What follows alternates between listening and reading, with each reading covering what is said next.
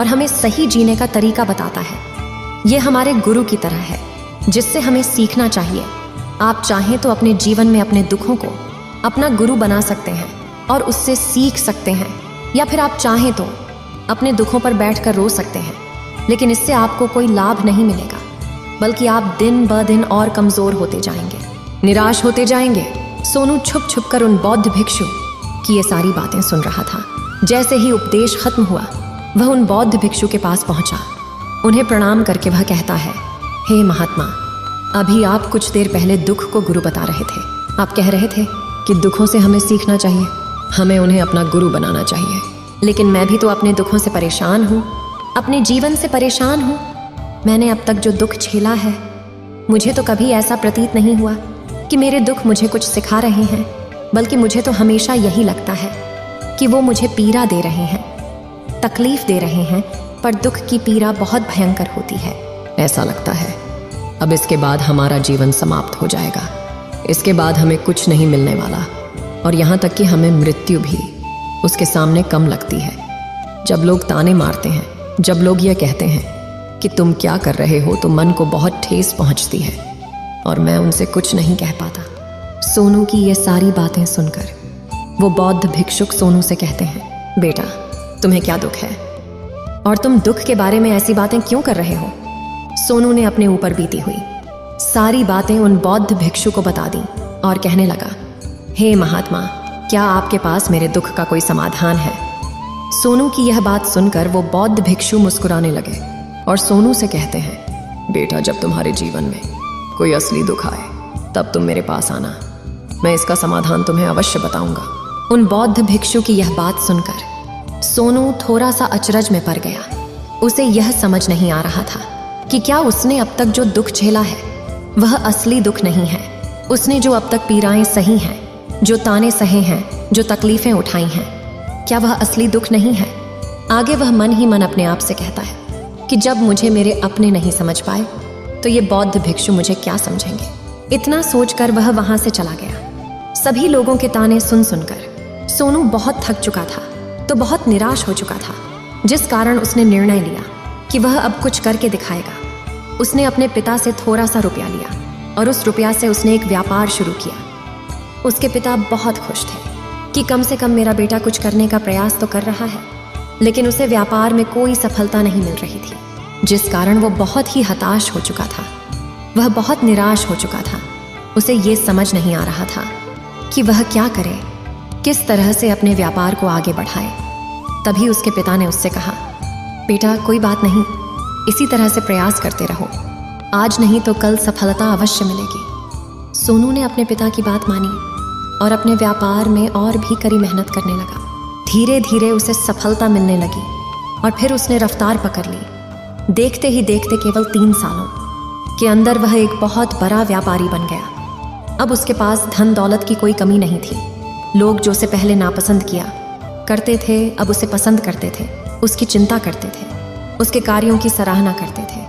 उसके माता पिता भी अब अपने बेटे से बहुत खुश थे और उसकी सफलता से वे अत्यंत प्रसन्न थे। धीरे धीरे सोनू के मित्रों की संख्या लगातार बढ़ती जा रही थी। सोनू के कुछ मित्रों ने उसे यह भी सलाह दी कि उसे अपना व्यापार और तेजी से बढ़ाना चाहिए, उसे और फैलाना चाहिए। जब तुम आज केवल इस नगर के सबसे बड़े व्यापारी हो, तब तुम इतना खुश हो, तुम्हारे साथ ये सारे लोग हैं। वहीं पर तुम सोचो कि जब तुम इस राज्य के सबसे बड़े व्यापारी बन जाओगे, तब तुम्हारे यहाँ पर लोगों की भीड़ लग जाएगी। लोग तुमसे मिलने के लिए समय निकालेंगे। यहाँ तक कि इस राज्य का राजा भी तुमसे मिलना चाहेगा, तुम्हारी तारीफ करेगा, और यदि कभी ऐसी जरूरत आन पड़ी तो वह तुमसे धन भी उधार लेने के लिए अवश्य आएगा। सोनू को अपने दोस्त की यह बात बहुत पसंद आई। सोनू ने सोचा कि मेरे मित्र सही कह रहे हैं, मुझे अपने व्यापार को और बड़ा करना चाहिए और फैलाना चाहिए, तभी तो हर कोई मेरे बारे में जान सकेगा, हर कोई मुझे पहचानेगा। उसने बिना देरी किए, अपने समय को बिना गवाए अपने व्यापार में और मेहनत करने लगा। लेकिन अब की बार उसके मन में धैर्य नहीं था, जिस कारण उसने कुछ अनुचित कदम उठाए ताकि उसका व्यापार जल्दी से जल्दी और बड़ा हो जाए। उसने कई लोगों से अधिक मात्रा में धन उधार ले लिया, जिससे उसके ऊपर अब काफी ऋण हो चुका था। और इतना ही नहीं, वो यहाँ पर नहीं रुका। उसने अधिक से अधिक मुनाफा कमाने के चक्कर में अपने माल की गुणवत्ता को भी खराब कर दिया, जिससे अब उसके माल में वह बात नहीं रह गई थी जो पहले हुआ करती थी। लेकिन वह अपने मित्रों की बात सुनता रहा। जैसा उसके मित्र कहते थे वो वैसा ही करता चला जा रहा था, यहाँ तक कि उसने अपने व्यापार को और भी तीव्रता से बढ़ाने के लिए अपने दूसरे छोटे व्यापारियों के खिलाफ षड्यंत्र भी रचने शुरू कर दिए, जिस कारण उसके मन में अब पहले जैसा वह सुकून नहीं था। उसे अब रातों को नींद नहीं आती थी। वह केवल एक ही विचार में लगा रहता था कि किस तरह से उसका व्यापार पूरे राज्य में फैल जाएगा और वह इस राज्य का सबसे बड़ा व्यापारी बन जाएगा, जिस कारण वह दिन रात केवल इसी मेहनत में लगा रहता, वह किसका व्यापार जल्दी से जल्दी और बड़ा हो जाए। हालांकि उसके पास अब सब कुछ था, धन दौलत, अच्छा घर, गाड़ियां, नौकर चाकर, सभी सुख सुविधाएं, लेकिन उसके बावजूद भी वह उन चीजों का लाभ नहीं उठा पा रहा था, क्योंकि उसका पूरा ध्यान केवल अपने व्यापार को और उन्नति पर ले जाना था। एक दिन सोनू अपने रथ पर बैठकर एक मार्ग से होकर गुजर रहा था। तभी रास्ते में उन्हें गुरुवर का आश्रम पड़ा। ये देखकर वह उन बौद्ध भिक्षु के पास गया और बौद्ध भिक्षु से कहने लगा, हे महात्मा, आपने कहा था कि जब मेरे जीवन में कोई असली दुख आए तब मैं आपके पास आऊं। इस कारण मैं यहाँ पर आया हूँ। आज मैं बहुत दुखी हूँ। मैं रातों को सो नहीं पाता। मेरे पास सब कुछ होते हुए भी मैं उनका लुत्फ नहीं उठा पाता। उसने अपनी सारी बातें एक एक करके उन बौद्ध भिक्षु को बता दी। तभी वह बौद्ध भिक्षु सोनू से कहते हैं, बेटा, जब तुम पहली बार आए थे तब भी तुम बहुत दुखी थे, लेकिन तब तुमने अपने दुख से क्या सीखा था? इसके जवाब में सोनू उन बौद्ध भिक्षु से कहता है, हे महात्मा, जब मैं अपने जीवन में कुछ नहीं कर पा रहा था तब मैंने अपने दुखों से यह सीखा था कि केवल सोचने मात्र से कुछ नहीं होगा। उसके लिए हमें कुछ करना भी पड़ेगा, और केवल कोई कर्म करना ही हमें सफल नहीं बनाता, बल्कि उस कर्म को उसके अंजाम तक पहुंचाना हमें सफल बनाता है। फिर चाहे रास्ता कैसा भी हो, फिर चाहे परिस्थितियां कैसी भी क्यों ना हो, फिर चाहे कितनी ही बाधाएं आपके रास्ते में क्यों ना आ जाएं, चाहे ऐसा क्यों ना लगने लगे कि अब आपके जीवन में कुछ नहीं बचा और आप कुछ नहीं कर सकते, तब भी हौसला बनाए रखो, उम्मीद न छोड़े और अपने कार्य पर डटे रहो, यह सोचकर कि जब तक मैं अपने कार्य को सफल नहीं कर लेता, जब तक मैं अपने लक्ष्य तक नहीं पहुंच जाता, तब तक मैं इस कार्य को करता रहूंगा। मैं इस कार्य में अवश्य सफल होकर ही रहूंगा, जबकि बाकी लोग केवल सफल लोगों को महत्व देते हैं, उनके कर्मों को नहीं। सोनू की ये सारी बातें सुनकर वह बौद्ध भिक्षु मुस्कुराने लगे और इस सोनू से कहते हैं, बेटा, जब तुम्हारे जीवन में असली दुख आए तब तुम मेरे पास आना, मैं तुम्हारी समस्या का समाधान अवश्य करूंगा। इतना कहकर वह बौद्ध भिक्षु वहां से उठकर चले गए। सोनू एक बार फिर से उनकी ये बातें सुनकर आश्चर्यचकित रह गया। उसे अब ये समझ नहीं आ रहा था कि क्या उसने जो दुख देखा है, उससे जो तकलीफें अब तक सही हैं, क्या वह असली दुख नहीं है? उसके मन में अब एक सवाल उत्पन्न होने लगा कि असली दुख क्या है और इसकी पहचान क्या है, और मुझे कैसे पता चलेगा कि इस समय में असली दुख मैं हूं। लेकिन उसने कुछ नहीं कहा। वह यह सब सोच ही रहा था कि तभी वह बौद्ध भिक्षु सोनू के पास एक बड़ा सा घड़ा लेकर पहुंच जाते हैं। उस घड़े के अंदर सोने के सिक्के थे। उस घड़े को देते हुए वह बौद्ध भिक्षु सोनू से कहते हैं, बेटा, तुम इसे उस पैर के नीचे दबा दो, क्योंकि ये मेरे किसी काम का नहीं है। जब मुझे इसकी जरूरत पड़ेगी तब मैं वहां से खोद कर इसे निकालूंगा, लेकिन अभी के लिए इसे वहां पर मिट्टी के नीचे दबा दो। सोनू ने उस बौद्ध भिक्षु की बात मान ली और वो घड़ा उस पैर के नीचे जाकर मिट्टी में दबा दिया। इतना करके वह गुरुवर को प्रणाम करता है और वहां से वापस अपने घर की ओर लौट जाता है। धीरे धीरे समय बीतता गया। समय के साथ साथ सोनू व्यापार में और भी ज्यादा उन्नति कर चुका था, लेकिन माल की गुणवत्ता अच्छी न होने के कारण अब उसके व्यापार में घाटा होने लगा और धीरे धीरे ऐसा समय आया कि उसका व्यापार पूरी तरह से चौपट हो गया। अब उसके पास कुछ नहीं बचा था, बल्कि उसने जो कर्जे लिए थे वो कर्जे भी अब उसे चुकाने थे। लेकिन वह तो यह सोचकर निश्चिंत था कि उसने जो कुछ भी कर्जे लिए हैं वो कर्जे उसने अपने मित्रों से लिए हैं, जिस कारण वह उन्हें लौटाने में थोड़ी देर अवश्य कर सकता है। वह तो यह सोच रहा था कि उसके मित्र उसका बुरे समय पर साथ देंगे, लेकिन सबसे पहले उसके मित्र ही उसे अपना कर्ज वापस लौटाने की मांग करने लगे। तब सोनू को एहसास हुआ कि कोई भी अपना नहीं है, उसने अपने मित्रों से उस कर्ज को लौटाने के लिए थोड़ी सी मोहलत मांगी, लेकिन सोनू के किसी भी मित्र ने उसे कर्ज लौटाने के लिए वह मोहलत नहीं दी, बल्कि वे लोग उसे जान से मारने की धमकी देने लगे। अपने मित्रों के मुंह से यह सब सुनकर सोनू बहुत ही आश्चर्यचकित रह गया। वह जो कुछ सोच रहा था सब कुछ उल्टा पड़ गया। जिस व्यापार के चलते उसके इतने मित्र बने थे, इतने शुभ चिंतक बने थे, वे सब उससे दूर जाने लगे थे। हर कोई उससे पीछा छुड़ाना चाहता था, कोई भी उसका साथ नहीं देना चाहता था। धीरे धीरे उसकी सारी संपत्ति नीलाम हो गई। अब उसके पास कुछ नहीं बचा था, वह सड़क पर आ चुका था। उसने हार मानकर अपने माता पिता से कहा, पिताजी मेरी मदद कीजिए, मेरे ऊपर बहुत ऋण है, मुझे उसे लौटाना है, कृपा करके मुझे थोड़ा सा धन दे दीजिए। इस पर सोनू के पिता ने सोनू से कहा, बेटा मेरे पास तो ले देकर बस यही एक छोटा सा घर है, अगर ये अभी मैं तुम्हें दे दूं, यदि मैं इसे भी बेच दूं तो मैं और तुम्हारी माँ कहाँ रहेंगे? हमें भी दर दर की ठोकरें खानी पड़ेगी, हमें भी सड़कों पर भीख मांगनी पड़ेगी। ले देकर अब हमारे पास केवल यही संपत्ति बची है, इसलिए मैं तुमसे क्षमा मांगता हूँ। अपने माता पिता के मुख से यह सुनकर सोनू चुपचाप वहां से चला गया और मन ही मन वह सोच रहा था कि अब मेरे पास कुछ नहीं बचा, जो था वह तो सब लुट गया, बर्बाद हो गया। अब मैं जीकर क्या करूँगा?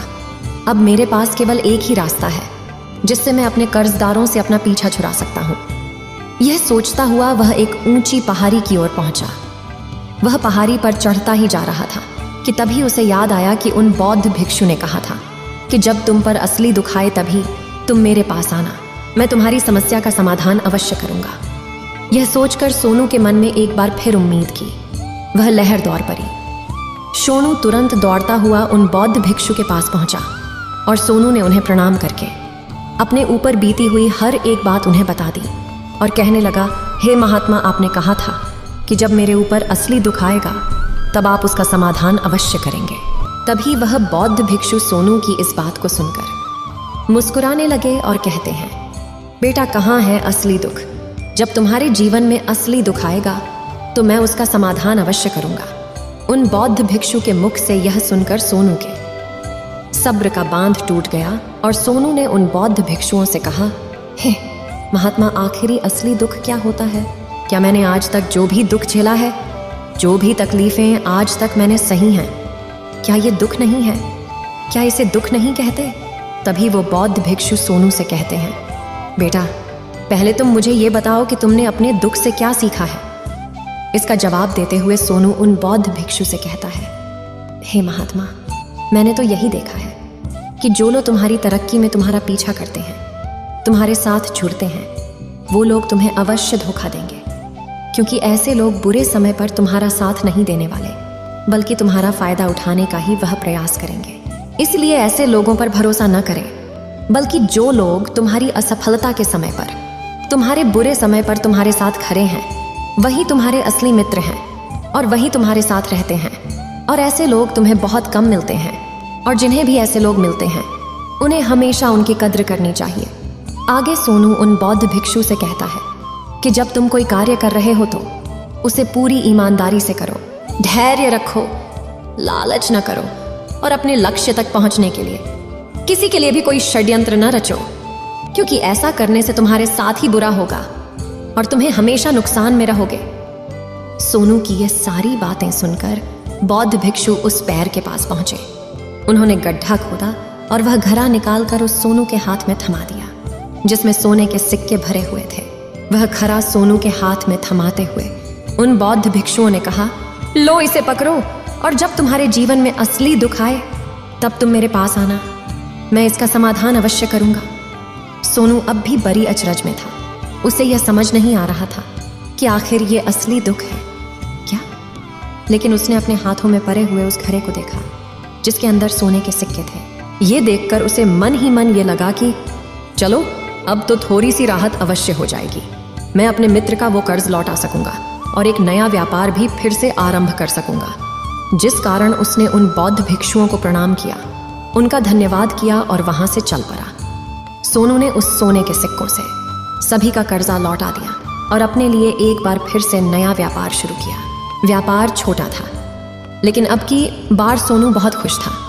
उसने पूरी ईमानदारी, मेहनत और लगन के साथ अपने व्यापार पर काम किया और देखते ही देखते एक बार फिर से वह एक बड़ा व्यापारी बन गया। लेकिन अब की बार वो बहुत खुश था, क्योंकि इस बार उसने कोई लालच नहीं की, ना ही किसी के लिए षड्यंत्र रचा, बल्कि उसने पूरी ईमानदारी और मेहनत के साथ अपने व्यापार पर काम किया। लेकिन जैसे जैसे आप धनी होते जाते हैं, जैसे जैसे आप अमीर बनते जाते हैं, आपके मन में एक डर और उत्पन्न होने लगता है, और वह अपनी दौलत को न खो देना, जिस कारण आप लोग दान करना शुरू कर देते हैं, पुण्य करना शुरू कर देते हैं, लोगों की मदद करते हैं, ताकि आपके जीवन में कभी कोई दुख ना आए। लेकिन यह जीवन सुख और दुख का संगम है, जिस कारण हर किसी को सुख और दुख से होकर गुजरना ही पड़ता है। इसी वजह से एक बार फिर से सोनू के जीवन में एक और दुख उत्पन्न हुआ। अब की बार उसके माता और पिता दोनों की मृत्यु हो गई। सोनू अपने माता पिता से बहुत प्रेम करता था, जिस कारण उसके मन को बहुत गहरा आघात पहुंचा। जब आखिरी बार वह उन्हें देख रहा था तो उसके मन में हजारों सवाल उत्पन्न होने लगे। वह अपने घर लौटा। घर लौटकर उसने देखा कि जिस संपत्ति के लिए वह हमेशा लड़ते झगड़ते रहते थे, आज उसकी देखभाल के लिए कोई नहीं था। उसके माता पिता ने जो भी मेहनत की, जो भी अपने जीवन में इकट्ठा किया, सब यही रह गया। लेकिन अब सब कुछ खत्म हो चुका था और सोनू का मन अब बहुत बेचैन हो रहा था। उसके मन में हजारों सवाल उत्पन्न हो रहे थे और वह अपने आप को बहुत अकेला महसूस कर रहा था। उसे बहुत खाली सा महसूस हो रहा था। उसने इधर उधर देखा, लेकिन उसे कुछ समझ नहीं आया। तभी उसे उन बौद्ध भिक्षु की याद आई। वे तुरंत ही भागा उन बौद्ध भिक्षु के पास पहुंचा। उसे देखते ही उन बौद्ध भिक्षु ने सोनू से सवाल किया और कहा, क्या बात है बेटा, क्या कोई फिर से दुख आन पड़ा है? तभी सोनू ने कहा, नहीं गुरुदेव, अब तो सब ठीक है, लेकिन आज मेरे माता पिता की मृत्यु हो गई और मैं बहुत अकेला महसूस कर रहा हूँ। मैं बहुत दुखी महसूस कर रहा हूँ, जैसे कुछ खाली सा है, जैसे कुछ अकेलापन सा। तभी वह बौद्ध भिक्षु सोनू से कहते हैं, बेटा, इसमें दुखी होने वाली बात क्या है? यह तो जीवन है, एक दिन तो सभी को जाना है। यहाँ पर कोई भी रहने नहीं आया और ना ही कोई रहेगा। हम सब एक ना एक दिन मृत्यु को प्राप्त हो ही जाएंगे, और मृत्यु कब आएगी ये किसी को नहीं पता। हो सकता है कि तुम्हारी मृत्यु कल ही हो जाएगी, या फिर आज और अभी। यह सुनकर सोनू आश्चर्यचकित रह गया। उसने उन बौद्ध भिक्षु से कहा, हे महाराज, आप ये क्या कह रहे हैं? मैं तो अभी जवान हूँ और मुझे तो अभी अपनी पूरी उम्र जीना है। मैं तो जीना चाहता हूँ, कुछ करना चाहता हूँ, और आप कह रहे हैं कि मैं कभी भी मृत्यु को प्राप्त हो सकता हूँ। इस पर वो बौद्ध भिक्षु सोनू से कहते हैं, बंदे, इस भ्रम में मत रहना कि मृत्यु केवल बूढ़े को आती है। बूढ़ों के सामने तो उनके जवान बच्चे तक मर जाते हैं। मृत्यु कभी किसी की उम्र देखकर नहीं आती और ना ही किसी को बताकर आती है। उन बौद्ध भिक्षु के मुख से ये सारी बातें सुनकर सोनू और भी ज्यादा बेचैन हो गया और वो चुपचाप वहां से चला गया। उसके मन का वो खालीपन अब भी वैसे ही था। वह भी अपने आप को बहुत अकेला महसूस कर रहा था। उसके बाद से उसका मन अपने व्यापार में भी नहीं लगता। जब भी वह कोई कार्य करता तो उसके मन में ढेर सारे प्रश्न उठने लगते हैं। वो क्या कर रहा है, क्यों कर रहा है, और उसने इस कार्य को क्यों किया? उसके मन में अब एक और प्रश्न उत्पन्न होने लगा था, क्या हम यहाँ पर केवल इसीलिए आते हैं कि इस जीवन को भोगे और एक दिन मृत्यु को प्राप्त हो जाए? वह यह समझ नहीं पा रहा था कि जीवन का असली मतलब क्या है। उसने कई विद्वानों से पूछा, अपनी तरफ से जो मुमकिन हो सकता था खोजबीन की, लेकिन उसे कोई भी जवाब नहीं मिल पा रहा था। और जब उसे कोई जवाब नहीं मिला तो उसका दुख और भी बढ़ गया, जिस कारण उसके मन की बेचैनी और भी बढ़ चुकी थी और उसे यह समझ नहीं आ रहा था कि वह क्या करे, कहाँ जाए, किससे पूछे। तभी उसे फिर से उन बौद्ध भिक्षु की याद आई। वे एक बार फिर से उन बौद्ध भिक्षु के पास पहुंचा और उसने अपने मन की सारी बातें उन गुरुवर को बता दी। तभी वो बौद्ध भिक्षु मुस्कुराने लगे और सोनू से कहते हैं, बेटा, आज पहली बार तुम्हारे जीवन में असली दुख उत्पन्न हुआ है। वास्तव में तो यही है जिसे हम दुख कह सकते हैं, जो दुख कहलाने लायक है कि हमें पता ही नहीं हम क्या कर रहे हैं, कहाँ जा रहे, क्यों जा रहे हैं, वो कौन है, क्या है, क्यों है, हम क्या करना चाहते हैं। तभी सोनू ने कहा, हे महात्मा, मेरे इस दुख का समाधान कीजिए, मुझे इस दुख का निवारण दीजिए। तभी वह बौद्ध भिक्षु सोनू से कहते हैं, हम सबके अंदर क्रोध, लालच, लोभ जैसी कई वासनाएं हमारे अंदर घर करके बैठ जाती हैं, जिस कारण हम अपने जीवन को टुकड़ों में जीते हैं और हमारी चेतना कभी एक नहीं हो पाती। हम कभी एक जगह सोच नहीं पाते, समझ नहीं पाते और हमारी ऊर्जा शक्ति भी पूरी तरह से छिन्न भिन्न हो जाती है। और आजकल के इस दौर में हमारे पास तो इतना भी समय नहीं कि हम एक पल निकाल करके, एक पल के लिए मूर कर अपने आप को देख सकें, अपने आप को समझ सकें। वास्तविकता में हर कोई यहाँ पर अपने जीवन भर केवल दुख दुख कहकर चिल्लाता रहता है, उसका समाधान निकालने का हर मुमकिन प्रयास करता है। लेकिन जिसे हम दुख समझते हैं वह तो दुख है ही नहीं, तो इसका समाधान आपको कहाँ से मिलेगा? ये तो परिस्थितियां हैं जिसके कारण हम अपने आप को दुखी समझते हैं, अपने आप को तकलीफ में समझते हैं। जैसे हम एक परिस्थिति से निकलते हैं, हम किसी दूसरी परिस्थिति में फंस कर रह जाते हैं। जिस प्रकार हम पहली समस्या का सामना करते हैं, उसी प्रकार हम दूसरी समस्या का भी सामना करते रह जाते हैं। और जब हम इन परिस्थितियों से हार मान लेते हैं, जब हमें लगता है कि अब कोई रास्ता नहीं बचा, तब हमारे सामने हमें केवल एक ही रास्ता नजर आता है और वह है मृत्यु। लेकिन यह कोई समाधान नहीं है, ये कोई रास्ता नहीं है। इसलिए यदि आप सचमुच अपनी समस्याओं का समाधान चाहते हैं तो अपने आप को इकट्ठा करना सीखें। अपनी ऊर्जा को इस संसार में वापस कीजिए, उसे एक कर और अपने ऊपर ध्यान लगा। मृत्यु से पहले अपने आप को पहचानो, अपने आप को जानो, अपने आप को बिखरने न दो। तभी सोनू उन बौद्ध भिक्षु से कहता है, हे महाराज, तो क्या हमें इस जीवन को नहीं जीना चाहिए? क्या हमें अपनी इच्छाओं को नहीं पूरा करना चाहिए? तभी वह बौद्ध भिक्षु सोनू के इस सवाल का जवाब देते हुए कहते हैं कि हमें किसी से भी लगाव नहीं रखना चाहिए, हमें अपनी इच्छाओं को मार देना चाहिए, हमें संपत्ति इकट्ठा नहीं करनी चाहिए।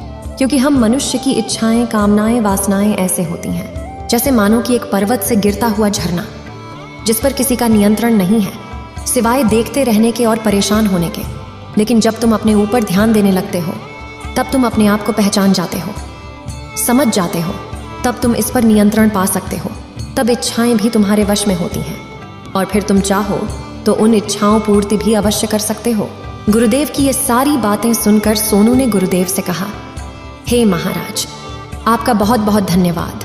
आपने मेरी सबसे बड़ी समस्या का समाधान आज कर दिया है। मैं आज से अपने आप को एकत्रित करूंगा। गुरुदेव, मानव शरीर में बहुत ऊर्जा है, बहुत शक्ति है, पर वह बेकार के कामों में लग जाती है, जिस कारण हमारा जीवन भी बेकार की चीजों में लगा रहता है।